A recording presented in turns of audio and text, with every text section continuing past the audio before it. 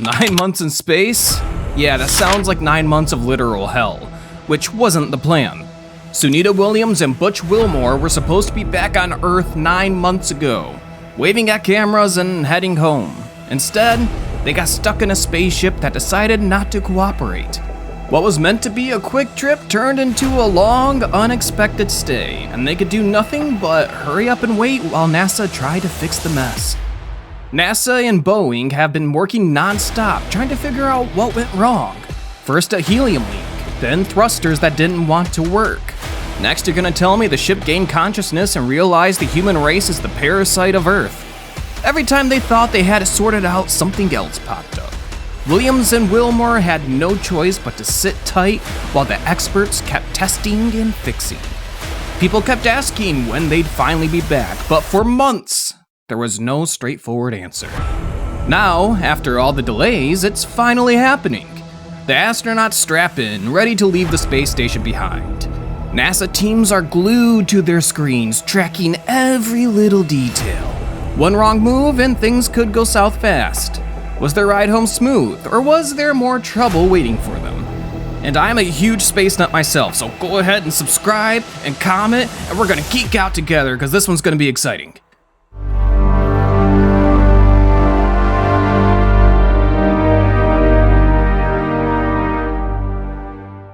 NASA astronauts Sunita Williams and Butch Wilmore were part of a big test mission on Boeing Starliner spacecraft. This mission was part of NASA's Commercial Crew Program, meant to get Starliner ready to regularly fly astronauts to and from the International Space Station. What was meant to be a simple trip turned into a drawn-out, messy situation. Right from the start, Starliner had all kinds of delays and technical problems. Boeing spent years working on the spacecraft, trying to come up with a solid alternative to SpaceX's Crew Dragon. Crew Dragon sounds kinda awesome, I'm not gonna lie. But an uncrewed test flight in 2019 went wrong, thanks to a software glitch that messed everything up. That failure forced Boeing to spend years tweaking things and trying to fix what went wrong. In 2022, Boeing managed to pull off a second uncrewed test flight that reached the ISS, but it was obvious the spacecraft still needed more work. Even with all those issues, NASA and Boeing went ahead with a crewed flight, hoping to finally show Starliner could handle a real mission. Is anyone else getting flashbacks to the Titan sub? Just me? Okay. But honestly, wouldn't you think they'd double check everything before putting astronauts on board? But it didn't take long after docking at the ISS for more problems to show up. Turns out the spacecraft's propulsion system had a helium leak, which raised real concerns about whether it could keep the pressure stable. To make matters worse, some of the thrusters started to malfunction, making it tough to control the spacecraft properly. While these problems didn't put the astronauts' safety at risk right away, they were serious enough for NASA and Boeing engineers to decide it wasn't safe to bring Williams and Wilmore back to Earth as planned. This wasn't just a minor hiccup, it was an issue that needed sorting out before anyone could even think about heading home. The delay was more than just a headache for the astronauts stuck up there. NASA had been banking on Starliner as a dependable backup to SpaceX's Crew Dragon for flying astronauts to and from the ISS. But with all these issues popping up, people were left wondering if Starliner could actually get the job done. And honestly, how many problems have to pile up before everyone starts feeling negative about the Boeing Starliner? Boeing was already struggling with financial issues and a tarnished reputation, so this disaster was the last thing it needed. All these technical issues only made people doubt if the company could actually pull this off. Engineers were working around the clock, trying to figure out fixes while feeling the pressure of everyone watching and waiting for them to mess things up again. Days turned into weeks and weeks dragged into months while NASA and Boeing kept trying to find a way to fix the Starliner. Engineers ran test after test, tried every solution they could think of, and double-checked everything like crazy to make sure they wouldn't make things worse. Meanwhile, the astronauts were left hanging out in space way longer than planned, just waiting for the all-clear to finally head back home. Spending extra months on the ISS wasn't part of the deal, and that came with plenty of worries. Williams and Wilmore were trained for space, but staying longer than expected meant they had to switch up their routines and find ways to stay fit. The ISS wasn't built to hold astronauts indefinitely, so their situation was far from normal. NASA had to figure out how to make their return possible without throwing everything off. One big issue was making sure other space trips ran smoothly without messing up the station's schedule. More astronauts were already set to arrive, which meant squeezing extra people into an already tight space. Hopefully none of them are claustrophobic like myself. Sleeping areas, workstations, and supplies had to be shared carefully so no one was stepping on each other's toes. With only so much room and resources, keeping everything in order took some serious coordination until the visitors left. But the real kicker was that Williams and Wilmore had no idea when they were going home. Most astronauts go up knowing exactly when they'll be back, but these two were stuck waiting.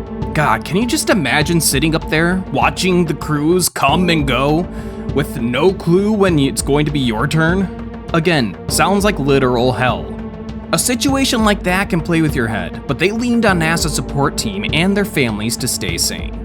They had to find ways to keep going, even when it felt like there was no end in sight.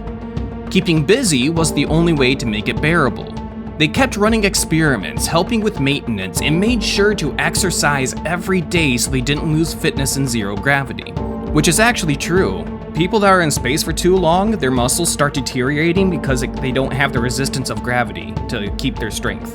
The workout machines on board weren't just for staying in fit. They were also keeping the astronauts from completely breaking down, and definitely after months of floating, stepping back on solid ground wasn't going to be easy. Like I said, muscles deteriorate in space. Their situation also gave NASA a chance to gather useful data for upcoming missions. Since they hadn't planned for such a long stay, it turned into a real-time test of how astronauts can handle delays like this in the future. This kind of experience could help with planning longer trips beyond Earth's orbit.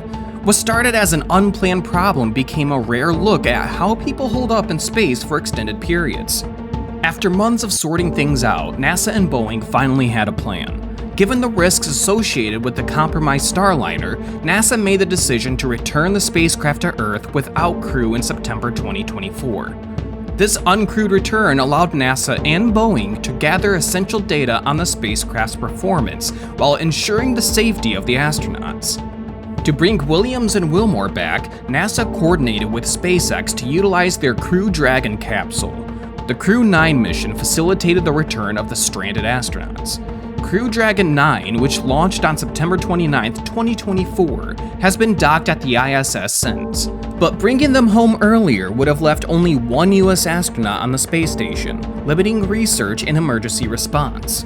The SpaceX Crew Dragon originally brought NASA astronaut Nick Hogue and Russian astronaut, forgive me, I'm about to slaughter this name again, Alexander Gorbanov to the ISS, with 2 empty seats left for Wilmore and Williams' return. The 4 could not return on the same capsule until an additional crew carrying 4 other astronauts arrived to replace them. Crew 10, which docked at the ISS on Sunday at 4:04 Greenwich Mean Time, consists of NASA astronauts Anne McClain and Nicole Ayers, Japanese astronaut Takuya Onishi, and Russian astronaut Kirill Peskov. The process for Williams and Wilmore to return started late on Monday night. Hatch closure preparations began at 10:45 p.m. The SpaceX Crew Dragon capsule carrying Wilmore and Williams undocked from the ISS at 5:05 on Tuesday. It splashed into the Atlantic Ocean just before 2200 hours. NASA live-streamed the departure and return journey for the astronauts. Rescue crews got there fast, helping Williams and Wilmore out of the capsule. After floating around in space for so long, their bodies had to get used to gravity again. Like I said, muscles deteriorate in space.